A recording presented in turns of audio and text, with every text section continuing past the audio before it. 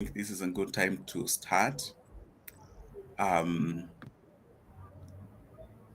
so thank you, our viewers. We are live now on Facebook, on LinkedIn, and on YouTube. Welcome again. This is Changemakers Launch, where we get to talk to people who are creating impact in their space. Generally, we speak to executives, founders, and thought leaders across industries. And right now, we are live on YouTube, LinkedIn, and Facebook, like I said. Usually, we put this broadcast out there. And please be free to tag in people that you think would benefit from this conversation. Today, we are talking majorly about the org culture, the organizational culture. So this is a very important topic, and it's one topic that I'm very passionate about. I take a lot of time talking to people about culture, our teams about culture, and therefore this is one of those topics that I really mind about as William. And also, I believe this is a very important topic for organizations. This is a very important topic to business leaders, managers, founders, and generally the people working in any organization. Um, I'm glad to be your host one more time today. Um, um, and today we have an amazing guest that I'm about to introduce right now. And who would be like the best person to host and speak about our culture other than Terry Shiodu, really. Terry is the Senior Director, People and Culture at Village Enterprise, and she is our guest today. Terry, there could never have been a great honor than having you today in this show. Thank you so much for creating time Thank for you. us. I know we started talking about this sometimes in November. You told me we could speak in December, but again, December you're busy. And really, I'm honored to have you in this conversation today to talk about organizational culture. So kindly, Thank maybe you can you. take a minute, maybe 3 minutes to speak about yourself, introduce yourself to our viewers, and then we can pick it from there. Terry. Great. Thank you. Thank you so much, William. I am honored to be on the Change Makers today. I am Terry Shiundu, as introduced, currently the Senior Director of People and Culture at Village Enterprise. I am Terry is also a mother, a pastor, and I wear many hats. I'm currently pursuing a PhD in organizational leadership. And yes, culture is a topic that is very close to my heart. I talk a lot about culture and why it is important for us to cultivate the right culture within an organization, especially beginning with the leadership. And so I'm happy to be part of this conversation today. And thank you so much for inviting me. Thank you. Great, thank you so much. I'm really excited with what you do. You are a big, you're a pastor, and you're really great. Terry, maybe we can start with what org culture is. So sometimes we hear about it, and I'm sure some of our viewers have not really thought much about org culture. I think it's really important to speak a little bit about what organizational culture is from where you sit and what you see, and even looking at what you do at Village Enterprise. Great. When you think about organizational culture, think about a behavior or what describes an organization. What characterizes a particular organization? What distinguishes organization A from B? You know, when you hear about Apple, there is a certain, there's a thought that will come to your mind because Apple has set a trend in a certain way. They have a particular culture. When you talk about Safaricom, when you talk about any big brand, what distinguishes them is really the culture of that organization based on not just their strategy, but the fact that their employees live the brand. So it's about the behaviors, the values that brings us together as an organization, the mission, and what really we, when people look at us, they can say that this organization is associated with this because of the way we behave and how we implement our strategy, how we present ourselves out there, and how we talk, also the language, the behaviors within the workplace. So that is what encompasses an organizational culture. Excellent. Do you think now, I know we'll have more time to speak a little bit about that. But do you think, now talking about behaviors, if the culture within an organization, how people should behave, if we don't speak about this very clearly and openly, is it that people assume a culture naturally within an organization? I'm just trying to see, like, if it's not really well defined, and yet people have to behave in a particular way in an organization, how does that look like? Is it that people pick the behaviors of their seniors, or the people pick the behaviors of the most dominant behavior in an organization? How does that shape up if it's not really expressed, like it's not spoken? That's a really good question. There are two ways here. One, as a serious organization has to be intentional about the culture that they want, or the behaviors that they want in their staff. And that's why we have organizational policies, we have code of conduct, we have, norms and core values that bring us together. However, there's also the aspect of, for example, when I come in as a new staff in an organization, usually it will take about 3 months, and I guess that's why the people that were drafting laws, they indicated probation period as 3 months, because you take time to learn, you see behaviors. There are certain things, if culture is not really an intentional part of the leadership, to talk about it, to really express the behaviors that are acceptable, then people will pick what they see, because we learn from each other. Remember, culture is also about the stories that we tell within an organization. So when I come in as a new staff, I'm hearing from my supervisor, but besides my supervisor, there's my peers who I'm speaking to, the people I'm spending time with at the tea place, in the kitchen, or where we socialize. And that's where you actually pick out the culture. If it's not deliberate, or the organization is not very intentional about the behaviors they expect. So yes, it's also behaviors that are picked from interactions with one another, and also the things that you keep hearing the leadership talk about. You see, when a leader is talking about the priorities of the organization and how they bring them out, the employees will pick that. So what is important to the organization and to the leader is what will keep coming out. And therefore, the employees will pick that based also on the leadership and how the leadership communicates. Yeah. Right.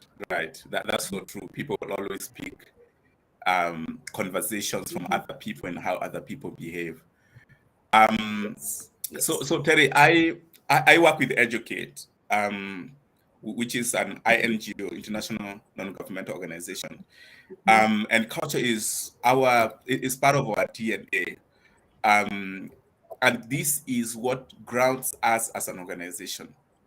But also, when I was reflecting, doing preps for this call, I've also worked with other organizations, many other organizations in the past. And the truth is, we never ever spoke about culture. No one ever spoke about culture. I've never had, in some organization, I've never had people speak about culture, right? And therefore, I think naturally, just like the culture conversations, it was just like, I would say it's on autopilot. And I want to believe that so many organizations are like this. Just also, picking from my experience. The question is it that culture is such a hard thing, or generally people do not know much about culture or how to build it? How intentional are organizations in being open about speaking about culture generally, having culture embedded in people's behavior and how people get rewarded. And reward, it can be negative. There's positive reward, negative reward. So experience around this from what you've seen in organization. Yes, as you say clearly, in some organizations, it's not something that is really, that culture is talked about. The HR team is really about processes and policies and procedures and ensuring that everything is, working well. But in organizations where it is, remember, there's this saying, is it Peter Drucker that say that culture eats strategy for breakfast? So when an organization is intentional, when an organization is intentional about culture, then they will begin to talk about it. For example, at Village Enterprise, what we have done is we talk about our values a lot, because part of culture or building a culture is bringing people to a common understanding of what we stand for as an organization. So you will hear it spoken a lot at Village Enterprise that our North Star is Ubuntu. I am because you are. And what I do it not just, because of who I am, but I put myself in your shoes. And therefore I am gentle, I'm compassionate. I listen. I take time to understand you. So when it is intentional, then it is embedded within everything that we do. And one of the things we have been doing since the past year or so is asking each other, how do we live our values as an organization? And in my role, I'm an accountant or I'm a HR in the Kenya office. How do I live my values on a daily basis in my work? So that means we are actually very intentional about having a particular culture that is common, or a behavior that is known, or that we are associated with as an organization. So it's both ways. You can either be intentional about it, and many organizations are now coming to that place where they are more intentional about their culture, while others are still grappling with it because probably they don't understand so much how to really bring out this aspect of culture, and therefore they may need support to do that. And that's why this conversation is great and timely, I would say. That's really great. And now that you mentioned that, I remember one time some years back, I was working with a recruitment firm.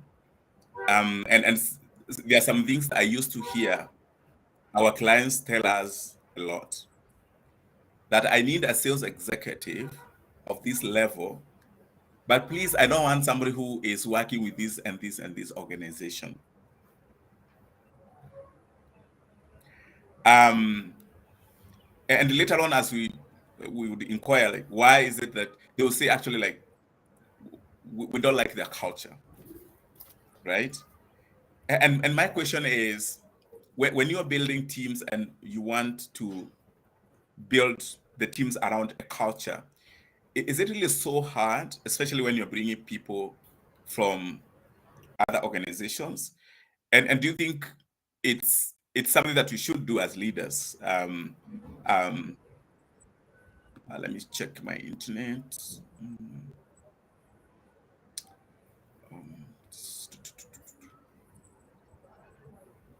Sorry. Let me quickly check my internet just so that it's stable enough.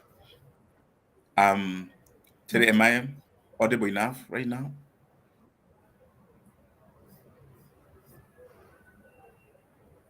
Terry, can you hear me? Right. Yes. Well. Yes, I can hear you. Okay, excellent. Also sending a word to our viewers. Kindly, if you have any question or comments, please put it on chat. We should be able, whichever platform you are using, we should be able to see it. And in case you have any question for myself or for Terry, please put that one and then forward, and then we'll be able to respond to that. Thank you, Yes. Manish. Thank you, Lois. We'll be coming back to speak more to your questions and your comments. So please keep them coming. We'll have some time to speak more about that. Terry, what I was saying is that Yes. I've had organizations saying that we really don't want to recruit from organization A or organization B. And the reason for that is primarily because of culture. Some organizations say that we don't want somebody from that organization. We don't like their culture, right? And my question is it something that we should be thinking as leaders, as managers, a lot? Because I mean, when you're building teams, people are coming from different directions, especially if you're Yes. recruiting, for example, people who are experienced. I mean, people are coming from all manner of organizations and they have inbuilt beliefs and culture based on where they've been. I mean, our Yes. environment majorly shapes our culture and our beliefs. So, is this a concern, and how should we address this thing when we're hiring in the organizations? Um, Thank you. That's a very good question. One of the things we do is, well, during recruitment and during our interviews, is we check about organizational fit. And how we do that is really ask questions that are around our culture as an organization and see what kind of responses the candidates have. But secondly, to add to that, is that it should not be really a worry that somebody's coming from an organization that maybe, the culture is questionable, has concerns, because when this person joins your organization, you have an onboarding process. And at the onboarding process is where you really provide support for a new staff to really understand what your culture is as an organization, so that they are not bringing in their behaviors and their issues from the other organization. But there is a way, the way we say, when you go to Rome, act Yeah. or behave like the Romans do. You're now in a new organization. There's a certain expectation of you. And so you take your time as a new employee to understand the culture of this new organization and to really internalize what the expectations are. But thirdly, I would like to say that it really has a lot to do with the leadership and how the leadership lives out the culture. So it shouldn't Yeah. be a concern. You can look at, there's something Warren Buffett says, that when you're recruiting, yes, look at the first thing he looks at is integrity. Is it the other one, commitment or passion, and then skill. But if the person does not have the first two, then the third doesn't matter, because the skill you can build, you can always Yeah. develop that. But if somebody does not have integrity, certain values that they will bring to the organization, then that should be a Yeah. concern. So that's what you check or test for, to really Yeah. see, besides the skills, because skills you can teach, but the behaviors and the integrity bit is difficult to teach that. So if they cannot like Yes. flow, maybe that's where the concern may come in. Yeah. Right. Right. And now that you've mentioned something around culture fit, um, so I've been interested in is the culture ad, which means that even as you look for culture fit, um, you are also looking for people and flavor, people and a little bit more value to your culture, right? So you're not looking to duplicate what you already have. Like, this is our culture, so I really want to duplicate it. I want to replicate it everywhere. I mean, that's what No. culture fit is. I mean, you really want to maintain that consistency, but also there is culture ad. And I've been wondering, how do you bring in that culture ad? Bring in people who are not only culture fit, but also they add more value to your culture. I'm not sure whether you've had like an experience around that, whether it's you now as a person who is at the center of people culture, whether this is like a question you discuss or the question you think about. Yes, and that's where we talk a lot about diversity and inclusion. That Yeah. when we are bringing in new staff, you just don't want people who are exactly like you. You want to bring in flavor to the team. You want to bring in diversity to the team. You want to bring in different experiences and to add certain, to add to the team something that Mm, would add value. And so yes, even as we look at culture fit, we are not looking for somebody who is exactly like us, organization, because when you come in, we will tell you about who we are. We will, during onboarding, we will help you see who we are. Besides telling you, we take you out to the field for you to see who we are. But we also want that additional voice, that mm, additional eye that would see things differently, so that they tell us, okay, this is good. However, how about, if you can consider this and that. And so that diversity is important because it brings additional, not I don't want to say skill, but flavor to the organization when you have different people yeah. and different minds. Yeah. Yeah, especially at the leadership level. It's really great when you bring people from different organizations who have different perspectives and who see things differently. Because sometimes when we are so used to a certain way, then we may miss out on the new things that we need to be doing. Yeah. Right. Right. Excellent. Yes. That's so true. That's so true. I mean, Mhm. having that level of diversity within the teams, it's very, very healthy in organizations. And I know so many organizations actually, even when hiring, they have all these philosophies around like building diversity and all that. I think like it's just like a buzzword, like the way people have a mission somewhere, packed somewhere, but really they are not living up to that.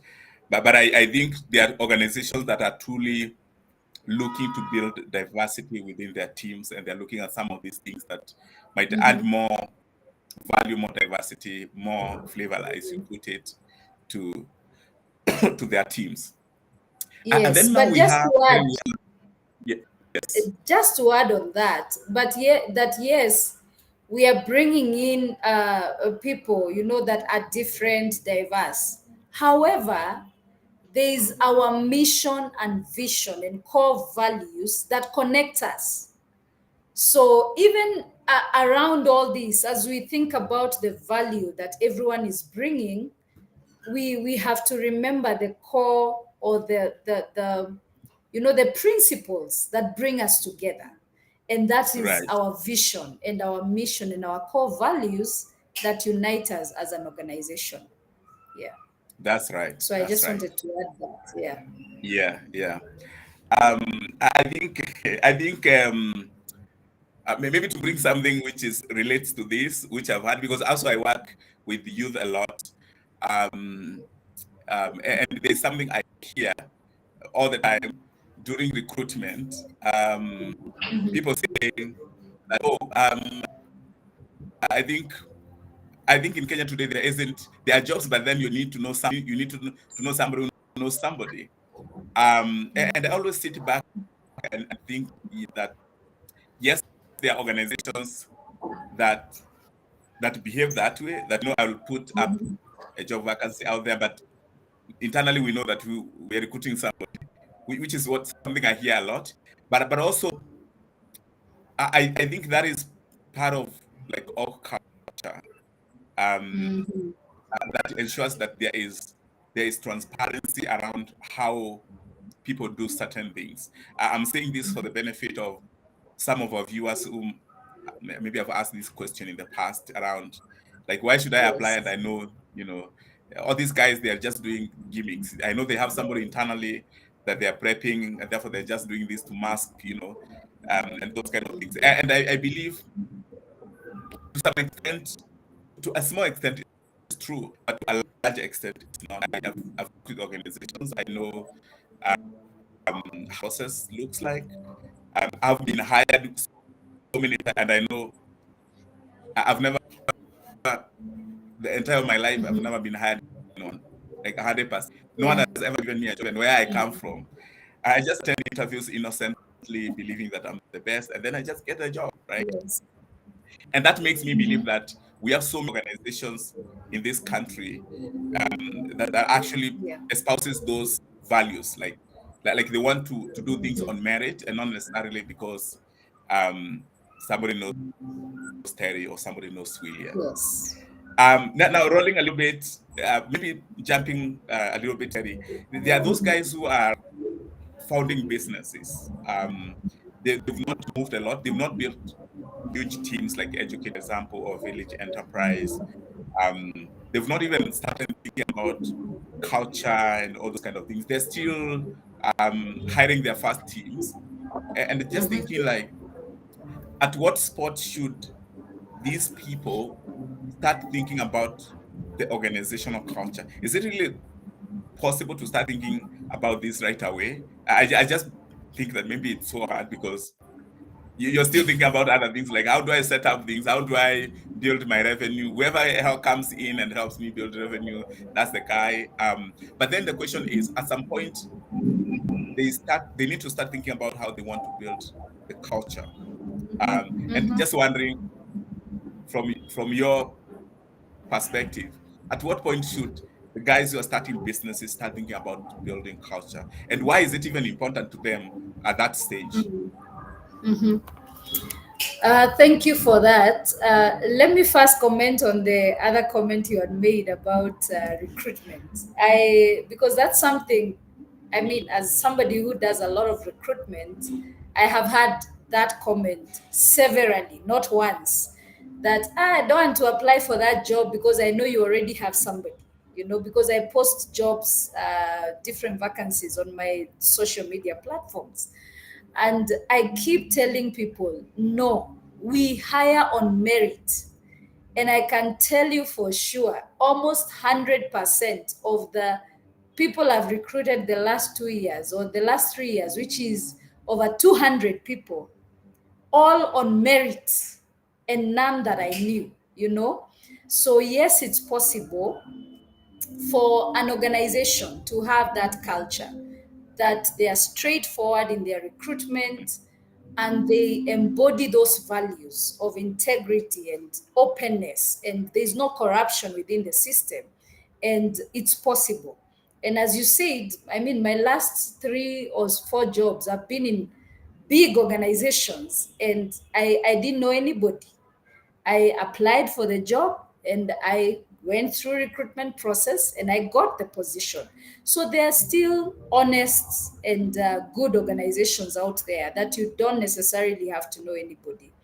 And now coming to your question, when do you start building culture? It's interesting you ask because I had a conversation earlier today about starting business. We were discussing with my husband. And I said, I gave an example of a certain couple who have been doing business together for many years. And there's a certain culture you see in them, in their employees, and that's a culture of ethics and honesty. And therefore, they get a lot of business on referral because of that aspect, that they are very honest, they are ethical in their dealings and in everything they do. So it is possible to start as you start that business, and it begins with you as a leader or as the founder. What do you want to pass on to your employees? Because they will be, you reproduce after your own kind. You will produce who you are. uh, and as a leader, you may be speaking one thing and doing another. People will not necessarily follow what you say, but they will follow what you do because they know this is what William does. And so they will Right. follow because that's what they know. And so when you're a founder, you have just started your business, you're building it. When you start bringing in employees, it is what you teach them, how you train them, the things they see you do. the things they hear you say, how you speak to your clients, you know, do you give Right. value, you know, for the money that your clients pay, or do you cut corners? So Yeah. if you're living a culture of corruption as a founder, that is what your employees will follow and nothing different. And so it's really how you pass on the knowledge, how you train your employees, but also what you do. And you will hear, you know, employees say, you can't do that because so and Yes. so will not accept, you know, because they know Yeah. what kind of leader is leading them. And so they will follow a certain way, a certain behavior, because they have Right. learned it from their leader. And so it's important to build it from the very word go. As you start off your company, as you build it up, how you build the foundation is critical. And so when you build it right, then it will grow well. And you will have people who are passionate and who are not stealing from you. Because again, if you're corrupt, then you will have employees who are stealing from you, and because it's a culture that you have built. Yeah. So it's really important from the word go. Yeah. Yes. Yes. So, Yeah. so true. So, so true, Terry. Thank you so much for that. So much. Thank you, Louis. Thank you, Manish. Thank you, Dr. Julian. I've seen your question here. Dr. Julian is asking, is organizational culture a concept that holds true today at workplace that seeks to globalize and thrive in diversity? And also, I think she had asked, is culture fit not exclusive? I believe what he meant was that is culture fit not like a tool to exclude people? Because now the next question from Dr. Gillian is, if acceptable, where does that leave DEI? That's diversity, equity, and inclusivity, I think, right? I wouldn't say it's, yeah. Go ahead. Okay. Yeah, we can. Yeah. Okay, I wouldn't say it's exclusive. And let me say this is one of the areas that we have recently been talking about. That now, you know, since COVID, most organizations went, you know, working remotely. And you're this organization, you're, you know, in several countries. You need to find a way how do we still maintain our culture with all this, you know, with globalization and working remotely, that we don't get to see each other face to face. And so it's an area where employers are grappling with. However, it is possible and it still holds, organizational culture still holds, because there are different activities you can do virtually. And it's really also about interactions. Is it that out of sight, out of mind, or do you interact on a weekly basis with your team, whether they are all over the world? If, as a leader, you can find a way to still keep and maintain that culture, you don't necessarily have to see people face to face, but you can maintain it through, you know, contact, always having those interactions on a weekly basis, could be virtual. And then you're discussing things that are aligned with, hello? Can you hear me? Can you still hear me? Yes, can you hear Okay, it, Terry? sorry. Yes. And then when we talk about diversity and inclusion, and talking about culture, you see, we are diverse, yes, but culture is what brings us together. Culture is what describes us or characterizes us as an organization, not as an individual. Remember, we are diverse, you know, we are coming from Yes. different tribes, different countries, different organizations, and we have come together to fulfill one mission. Remember, when we now come into this organization, say Educate or Village Enterprise has a specific vision that we are all working towards. we have a specific mission that we are all working towards. And then we have core values that bind us together, that we agree. As staff of Village Enterprise, we are guided by these core values, by integrity, by sustainability, by passion, by Ubuntu, by innovation. And so that's what drives me. As different as I am from you, William, we have the same goal. We are working That's on the right. same strategy, but it is these core values that guide our work. So it is still possible to maintain the culture, but the how is where most Yeah. organizations struggle with. Yeah. Yeah. Okay. Excellent. So the fact that we are nurturing diversity in an organization does not necessarily mean that we are working at cross purpose or people are moving in different directions. We can still No. have the same culture, same focus, but then we have diversity. And when I think about diversity, because I think there's different facets that people can talk about when we think about diversity. Is even diversity of thought that Yes.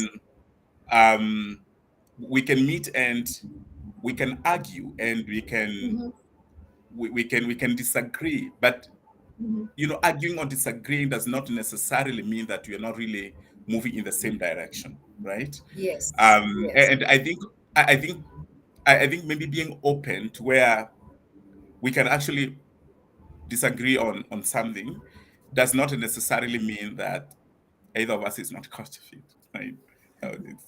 It simply means that we have the diversity of thought, um, and maybe how we process information. That's right. I mean, it's Great. like when you're going to Nairobi or to a particular place, most times there are several ways that can take you to Nairobi.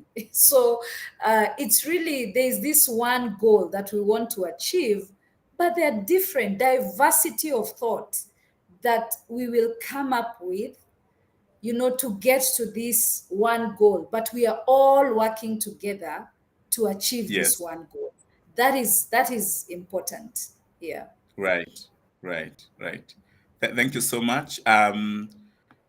Thank you, Joseph, for joining us. Agatha, thank you so much. I see your comment there. You say you're following this informative conversation very closely. And you asked how best can an organization handle diversity and inclusion. I think that's the same conversation, Terry, you are talking about, diversity and inclusion.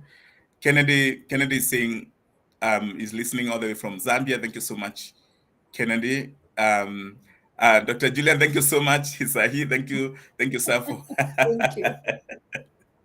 thank you for that. I really appreciate. Yeah, Atamba says, check your internet, please. I hope our internet are stabilized. Yeah. I think it's okay Joseph now. says, I agree with that point that people necessarily follow what you do as opposed to what you say. That's so true. Peter Gila, thank you so much. You're saying great work. Thank you so much, Joseph. I see really your great comment there. Dr. Dorothy says great topic. So thank you so much. In case you have any question, Terry is here to answer that. So Terry, maybe to jump up and check something. Around what personally I've observed in organizations, around people who are top performers, sometimes you feel like they're not culture fit. I think sometimes it's just because maybe if you are a top performer and you're getting all these accolades and awards and recognition and all that, sometimes you feel like now I'm the guy, you feel like and like we say in Kiswahili, mimi ndio kusema, so sometimes that happens, and then what I find is that sometimes leaders are caught up between somebody who is really like a top performer, but then that person has veered off. That person has become arrogant. But then now the manager or the CEO feels like, but this guy is the one who is bringing sales, and sales matters to us a lot, especially during COVID or post-COVID. So what happens if this guy leaves? So I mean, we just keep him the way he is. He's the one who keeps the sales mill running. And I've seen this personally. And I was reading a book here. Maybe I wanted to quote. Um, it's a book and people can see, like, What Got You Here Won't Get You There is by Marshall Goldsmith. And Marshall says something really profound I wanted to quote here. When he was getting into consulting, he met a business executive, a CEO, who was a bit frustrated. And this is what he says. I'm just quoting right from the book.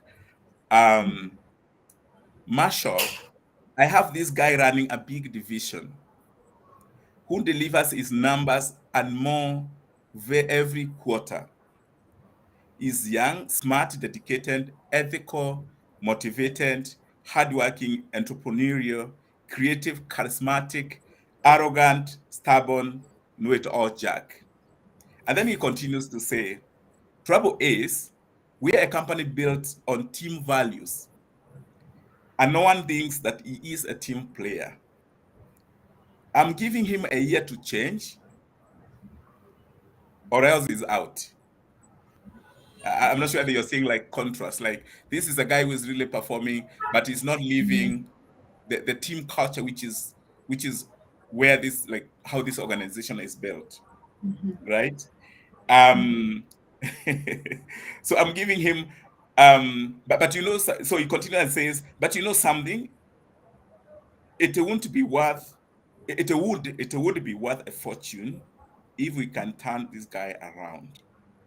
Like the CEO himself feels like this guy is really worth a fortune in the organization. Is that top performer? Is all the things that he said. He's smart, he's dedicated, he's ethical, he's all these great things. But he says that this guy is simply not a team player, and he feels like our organization is built on that. And if this guy doesn't really shape up in a year, then unfortunately it's out. So the question is, how do you advise business leaders who are caught up in this scenario where you have really top performers, but then like this CEO is saying, the guy is a know-it-all Jack. Maybe he's also, he disrespects other people. He's not a team player. He's arrogant. But now delivering numbers is really like the guy. How do we manage such scenarios? That's an interesting question, because we have had that struggle, okay, where you have this staff Right. who is excellent, but they don't respect people. They are rude, even if they are bringing in the numbers. And what happens when you continue to keep that individual in the organization, sooner or later, this person will make many other people leave the organization, because as the leadership or as a CEO, you're sending out a message to the rest of the staff that this person is important than all of you. Yeah. And his work matters more than all of you. And so even if he's bringing in the numbers, the culture is important. The respect for people is important. The fact that he should be living the core values of the organization is important. So that's where, as a CEO, you make the tough decisions, that you would rather lose this one person, Right. than have a disgruntled organization, because people will associate you with the fact that you have made a bad decision to keep this individual. Yeah. Right. And sooner or later, they may leave the organization because they feel they are know-it-all, they are the best, and you may not keep them for long. But by the time that individual is leaving, they have caused a lot of damage that may take you a long while to undo as the CEO. And so that's where you choose your values, and the organization over an individual, Right. which is quite a difficult decision for most leaders to make, but is very important so that you can maintain your culture as an organization. You can maintain your employees. You have employees that are happy and not employees who are disgruntled just because of one individual. Right. I think no one wants to be in such an environment. Right. Yeah. So that choice is important to make. Yeah. Yeah. Right. Right. So in other words, what you're saying is that the leaders, the managers should not have any issue letting that one person go if that person is not changing, Mm-hmm. no matter what. Mm-hmm. Right? Okay, Yes. great. Thank you for that. Yes. Excellent. Because it's a choice you make. Is it the individual or the organization you're going to build? Yeah. Yeah, that's So it's a tough choice, yeah. yes, Okay, but yeah. it's a choice that has to be made. Okay. Um, so of course the organization is bigger than an individual. Like we say in Kenya, the country is bigger than the individual. So the organization is bigger than the individual, definitely. Let's see. Terry, I think your internet isn't great. Let's see. So thank you so much, our viewers. Just pausing a little bit for Terry's internet to stabilize. I see it's a bit down. But in case you have any question, please feel free to put it on chat. Any compliment, question, comment, yeah, be free to put it on the chat, and then we'll be right back to look at that with Terry. But generally today we are talking about org culture, and we're engaging Terry. Terry is the Senior Director, People Culture, People and Culture at the Village Enterprise. I mean, she is really like the right person to speak about this, because she is the one who is leading conversations around culture in her organization. So it's really a great thing to be speaking to her right now. So I'm just checking so that Terry can get her internet right. I see it's not up yet. Yeah, but in case you have any questions, please drop them on the chat.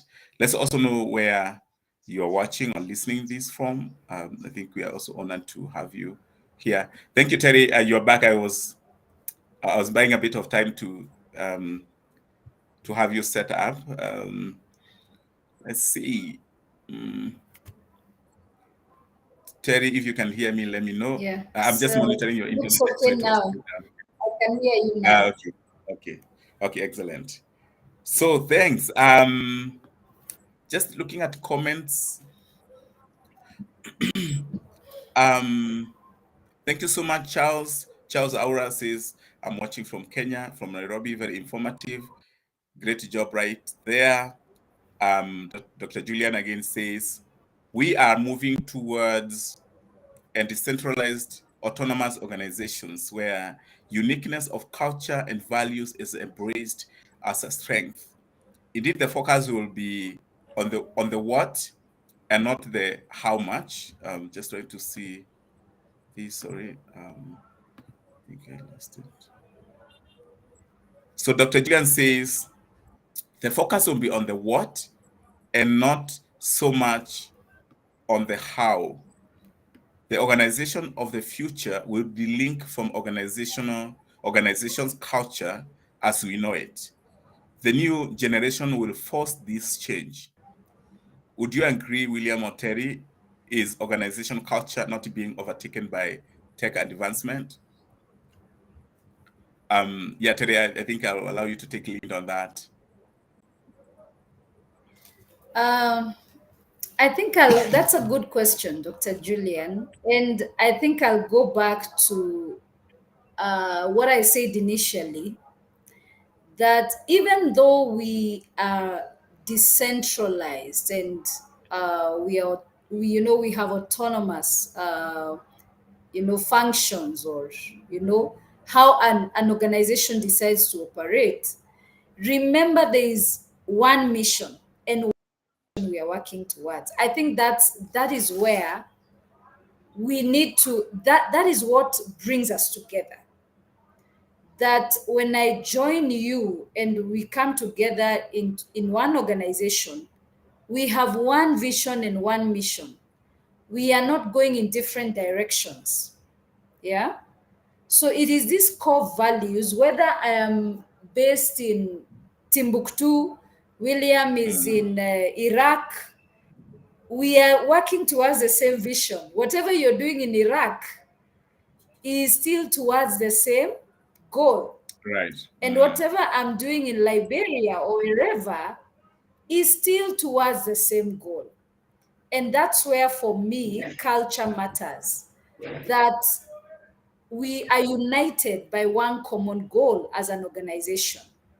Wherever we are dispersed in different countries, I know I worked in one organization where we were in practically almost every nation of the world. And but the main office was in Geneva. But we had a specific way we did things. Whether you're in Hungary or you are in London, wherever you are, there is one common way that we did certain things.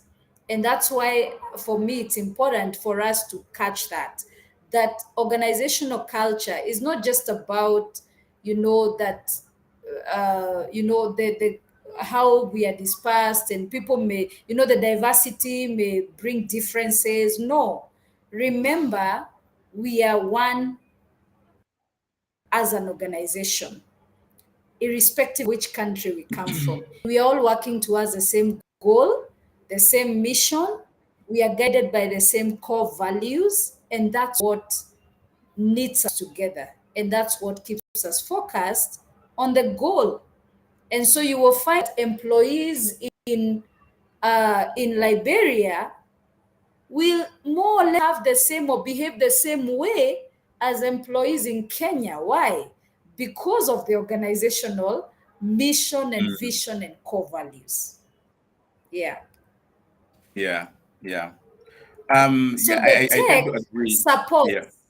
not really, not really removes the culture aspect. Yeah. Yeah. Yeah. Yeah, Terry, I think I tend to agree with that to a big extent, because what I've seen, even the big giants, the global giants, the organizations. Like, for example, I know I've read a little bit about Satya Nadella, who is currently the CEO of Microsoft, and a little bit about Tim Cooks. We know that these really are like global big organizations. Yes. What I know, what these gentlemen did when they assumed the corner office in the organizations, they actually focus more on culture. If you look Yes. at what is their biggest legacy, is actually consolidating the culture, where people are not working in silos and people competing against each other Yes. and so on and so forth, but they're really building a cohesive working organizational culture. And I want to believe that maybe they also identify the risk, like Dr. Julian was saying, the risk of tech and how this is really kind of building more decentralized teams, very independent teams, working very independently in different markets and so on and so forth. And that lack of connectedness, because I mean, we always believe, which I think to a big extent is true, the aspect of being connected to each other as human beings actually is one of the ways of impacting culture. But then you see Yes. that as organizations grows and becomes more decentralized, more global, somehow that is lost. I mean, it's just natural that that is bound to happen at some point. But also, I know Yeah. that organizations will always come back to where they started and um, try to kind of imitate the behaviors they used to have when they were babies, when they were startups, right? And I know, in fact, even these big organizations, whenever they're building smaller products or new products, they always tend to build it in small teams, right? So you don't notice Yes. it from outside, but you realize that it's engineers, like 4 of them or 6 of them in a room, right? And they're really very independent. So that is just to bring that aspect of that efficiency that comes in when you are small, when you're a small team, so that you can quickly make decisions about whether it's a product you're building, whether it's a feature you're discussing, or whether it's a customer feedback you're discussing. So that is not involving like a whole hierarchy of people across the organization, which would slow decision Yes. making. And somehow I tend to believe that this is one way of keeping the organization together. And also I believe that's Yes. why these CEOs are really so much about culture. I also know that Mhm. when Bob joined Safaricom, I think he focused about so much Yes. about culture and people and bringing that Yes. vibe within the organization. And I think he really did that very well during his time, right? Like you Yes. could feel like if it's a product that they're building and they want to take the one out there, you'd see him in Matatus and Dadora and where not. That's a Yes. way of kind of bringing the vibe within the organization from the top office. And that kind of trickles Yes. down because people are watching and they're like, oh yeah, I think this is really cool. We can do this. Our CEO is here, he's doing this with us, and so I agree that we should actually see tech as an enabler Mm. to enhance Mm-hmm. culture environment and in a more diversified environment where we find ourselves in, which is not going anywhere. That's how it's likely to be. And also I think COVID helped us to not remote Yes. how and we need to think about that. So excellent. So let's see whether there are some questions coming in from our viewers. Thank you so much, Julian, Dr. Julian, for that excellent comment. Thank you, Joe. Julius, you're saying you're watching us from Tanzania. Thank you so much, Julius, for being here with us and following up this conversation. Dr. Dorothy says that point on know-it-all employees is so true. It is possible to change such. It is possible to change.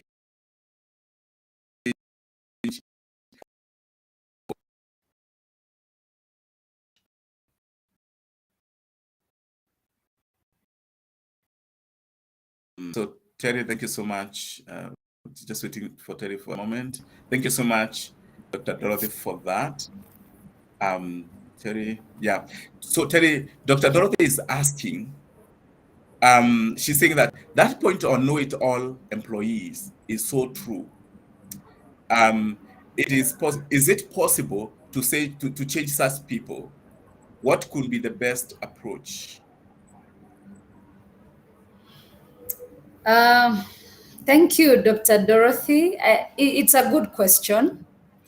One of the things that we try to practice is giving feedback, and most people are afraid to give honest and authentic feedback.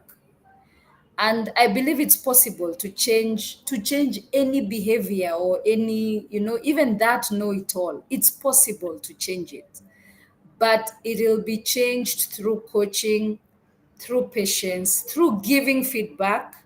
If, for example, you supervise that employee or you're a peer to that employee in the organization, take time and give them feedback. Let them know that there is this behavior that you have that sometimes is not inclusive of the others because you seem to know everything. And sometimes we see that in leaders, not really the other employees. We see it in leaders, that a leader will come in and give you instructions on what to do, and your opinion is not important.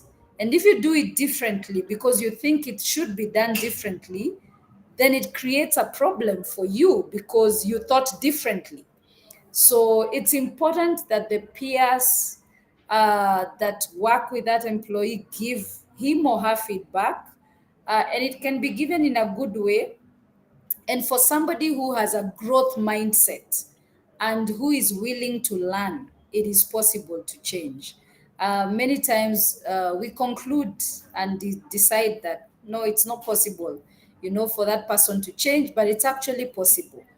When we are authentic in our feedback, if somebody has a growth mindset and they are willing to learn, yes, keep giving that feedback. Eventually, they will think about it and think about why they are not getting opportunities. And it's probably because of their attitude. And eventually they change. But yes, it's possible. Yeah, yeah, yeah, I think that aspect of giving feedback is very important for those organizations that does 360 review. I think it will be very helpful for those people to get feedback. Let them know how other Yes. people think about them, generally, Yes. because sometimes unless somebody tells you that, you know what, this is how you behave, this is how you make us Yes. feel, sometimes people doesn't know, generally. Yes. Sometimes people, unless you give them feedback, and then you might be surprised that when you give people feedback, they're really very willing to receive feedback. And also, I Yes. think there has to be somebody who is putting these people on a growth path. Sometimes it is their supervisor. So working with this person on the growth process, so that the areas Yes. where which we're identifying, like these are the growth areas, then this person is able to. But I think putting that mirror in front of these people for them to see themselves, based on what other people feel or say about them, I think that helps a lot. And I think that is especially for leaders, because leaders, sometimes they feel like all these things applies to the rest. It doesn't apply to us. That's really like a dangerous thing. That's why I always like saying that if let everyone know their feedback. Um, Everyone in an organization know how you're faring, because we are all human beings. We all are Yes. growing in one way or another. We all have our shortcomings.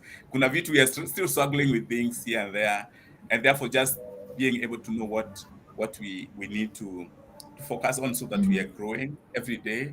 I think that helps a lot. Yeah. In that, and yes, it's Yeah. true. It's People change very important. differently. Yeah. Yeah, yeah, Yeah.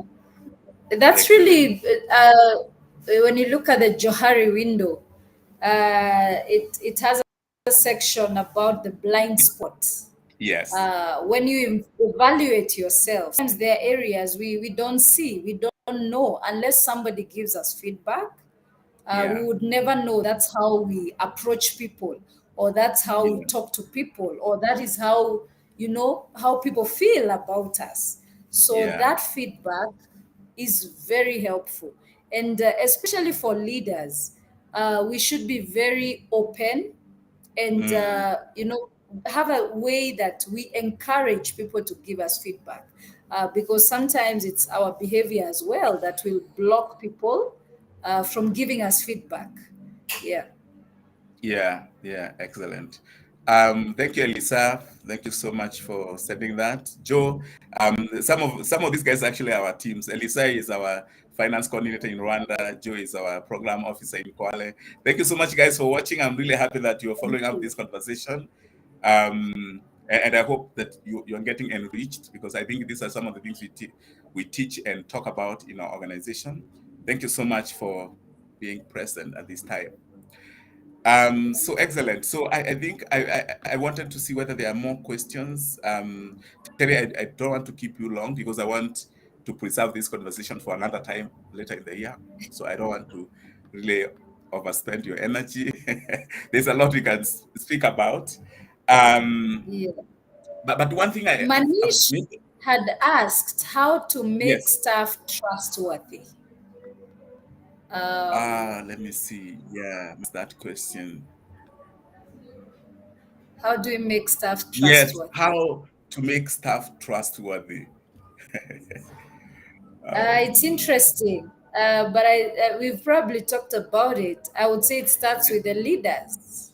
Yeah, If the leaders behave ethically and yeah, they can be trusted, that mm, they don't just say things, yeah, uh, we have to be careful to not overpromise. And sometimes when we have certain like certain staff are close to us as leaders. We may say certain things to them, but then certain things come out differently in the organization.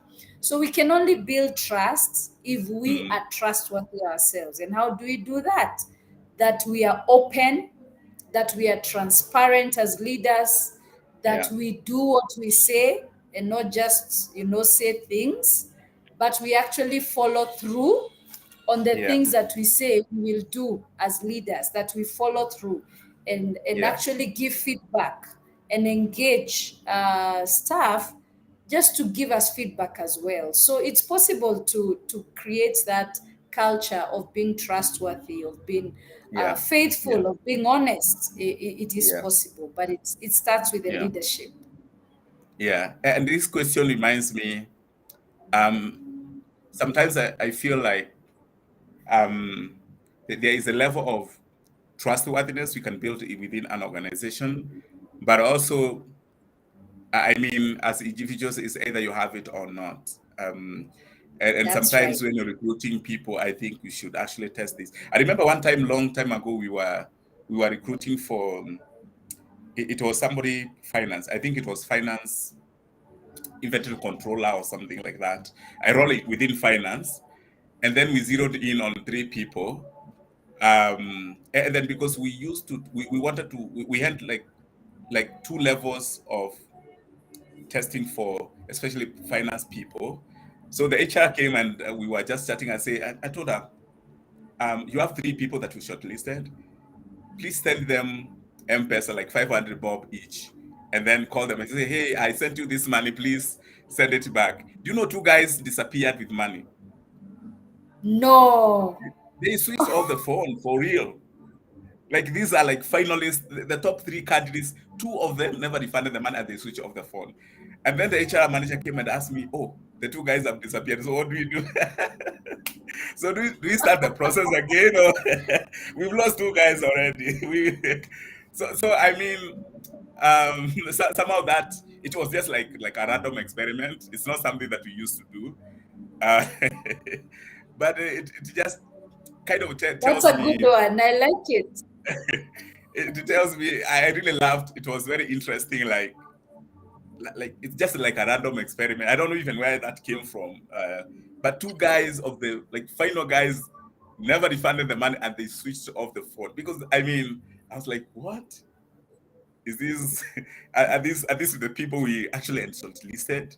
But I think overall, in terms of trustworthiness, I think we can build systems within organization, accountability systems, and also because I genuinely think people learn. People learn from how things are working around. People learn from their peers. People learn from their managers, from their superiors. So if they get into an organization where trustworthiness is being recognized and is being spoken about and is being rewarded as part of people values, then definitely they will get. But I think at the very initial stages, if you can really weed out people who are not trustworthy, people are carrying the burden of trustworthiness, maybe the better. Yeah, it's possible. We've also done it during the reference checks. That's when you also learn about people. Like there's one we were recruiting a very senior position, and when we did, you see those friendly references. Oh, I know somebody in this organization. Let me check about this person. And they were told, that person has been involved in fraud, in different issues. So that already tells you that that's not somebody you can employ. They have integrity issues. So that's another way to find out, even before the person comes into the organization, who are their references and what are they saying about this individual. So yes, it's possible to find out also before the person joins. And also once they have joined, there are certain behaviors you cannot hide. So they will come out eventually.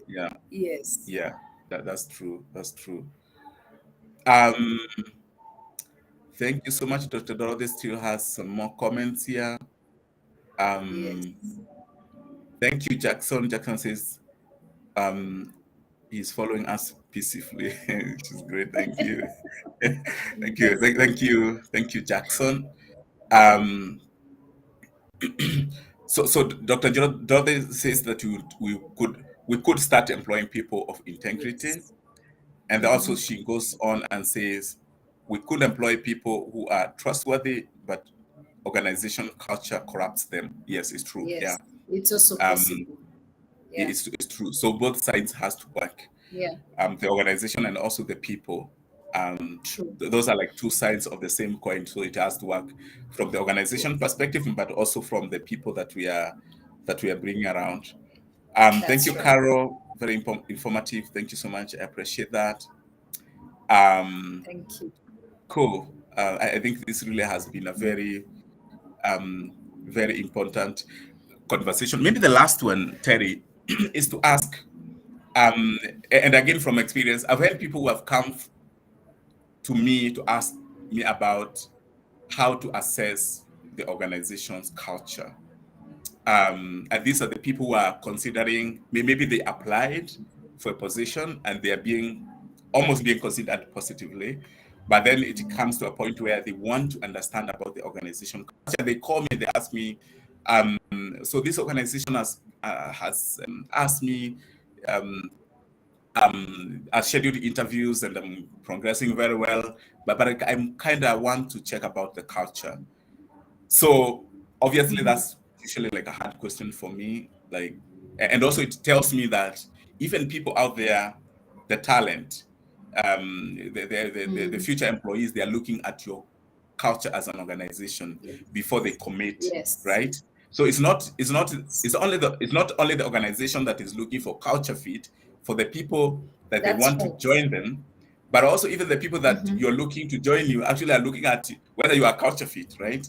Do you really Yes. kind of match their values as an organization? Do you think this is something that we should actually encourage people to be thinking more about, like how the Yes. culture is within the organization? Yes, that's true. It happens. And one one place I send people to check is Glassdoor. Glassdoor is Yes. a site that different employers have been posted there. People give feedback, former employees, current employees. They talk about basically the culture, the values, the behaviors, and their experience. And so that is helpful if you can find out, because yes, as you say, it's not just the organization that is concerned about the culture, but employees are also concerned and are interested that when I join this organization, the culture will not kick me out. So, for example, you can check the website. How often are they recruiting for a certain position? How is Yeah. their leadership? How long has their leadership been in the organization? If they have all this information in the website, so those are some of the things you research, and mostly you can find it online if you're not able to get somebody working there who can give you Yeah. feedback. So it's possible to find out certain things. Yeah, Yeah. thank Yeah. you. Yeah. Excellent. Thank you so much. And also, I think um, there are some organizations where I've attended interviews in the past, and I feel the way the guard at the gate greets me, Yes. there's always the way you feel as you go through the process. Yes. Um, I remember one time I was attending an interview some years back in an organization that I'll not mention the name. And I attended so many interviews until one time the lady at the gate asked me, "Excuse me, sir, I've seen you come so many times here. Are you almost there? Be happy to have you join us." Do they want you to attend more interviews or? So I was really She like was taken aback, concerned. like she's so concerned. Um, but suddenly I didn't get the job. So I mean, Yeah, that's but true. I think what that meant was that it really kind of speaks to me about the Yes. culture of the organization, how people speak to you, are they Yes. courteous? Somehow you can tell. Yes. Yes. You can tell by how, even during interviews, you can tell how the Yes. organization culture is. Are people rude, Yes. even with the panelists, how they are talking to you? Yes. You can Yes. tell that this place, there is something about this place that I don't like. The way I'm being Mm-hmm. handled really isn't Mm-hmm. right. So I think that's another way of gauging the Mm. org culture as you go through the process. Are people You're right. courteous? How are they managing you? Mm-hmm. Um, for example, are they apologizing for really like very basic things? They kept you waiting. They asked you to come at 10, but then they are working in at noon. They've kept you waiting Yes. for 2 hours. Are they even apologizing to say like, we are Yes. sorry, we had another meeting, maybe Mm. we are sorry for keeping you waiting? Are they, or is it like, um, we really don't owe you anything. You are the one who needs a job. Mm-hmm. So get Mm-hmm. into the interview and then done. So I think Yeah. I think that also tells you a lot um, about the culture of the organization. That's right. Thank you so much, Diana. Diana is one of our strategists, senior leaders within Educate. Thank you so much, Diana. Diana says consistent leaders staying over time is a good indicator Yes. of the culture. Yes. That's why I Exactly. said Yes. check the Exactly. website. Yeah. Yeah. Yeah. Yeah. How long have they stayed around? In fact, that could be really like a good question to ask during interviews. For those guys who doesn't Yes. have questions to ask during interviews, like, do you have any question for us? And they're like, so that could actually be a good question, like Yeah. to ask. Yeah. What's the How long have you average been? tenure of Yeah, leader in this yeah, organization yeah, or employees? Or what's the yeah, staff yes, turnover rate? So that's a that's good true. indicator That's that a would good tell indicator. you. Yes, yeah, yeah.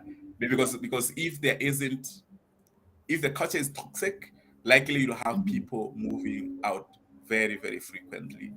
That's right. That's true. Great. Good. Terry, I want us to end this now. I'm so happy. I really don't want to keep you waiting longer than this because I want to spare you a little bit because I know there's a lot of things we can we can actually. I don't think we've covered even half of the things that I thought we could No. potentially speak about because there's a lot of things we can talk about now. Just seeing whether there are other questions. Um, yeah, the question coming up. Yeah. No, thank you. It's been quite Yeah, interesting. yeah. An Thank you so interesting much. I'm not conversation. sure whether you have any parting shot as we end this. Yes, I would say everything rises and falls on leadership. So whether it's about the organizational culture, which is our topic for today, it really begins with the leadership and not just what they say, but how they behave, what they do, how they do it, and the behaviors that other staff see with the leaders. That's what matters, and that's really, really the core of building the organizational culture. So if the leaders are leading by example, then the rest of the Mm, organization will follow, and right. that's where really the rubber meets the road. We can't really talk about culture without talking about Yeah, the leaders and what they do. Yeah, yeah, thank you so much. yeah, yeah. I know we didn't have time to talk about culture eating strategy for breakfast. I've always wondered why not dinner, like why not lunch, or why not all of them? But anyway, another time. Eh? So thank you so Yes. much. Yeah. Very conversation. I'm truly honored to have this. It means a lot. Because also I've hunted for quite a long time before this finally happened. And also because it happened in the middle of the event and you created time, you carved out time for this. I really appreciate that a lot. Thank you so much, our viewers, those who've been able to join us. I appreciate your time for you being active and those who are passive participants following up this conversation from different places. Thanks for making time to be with us today. My name is Haliam, and my guest today is Terry. And for now, we'll say bye. Let's do this Thank at some you. point. Thank you so much, William. Thank you for inviting me, and thank you for everyone that joined and that may join later. Thank you so much. I really appreciate and enjoyed every minute of it. Thank you. Excellent. Thank you so much. Have a great rest of your weekend. Bye. Great. Bye. Thanks. Bye. Have a great Bye weekend. for now. Bye.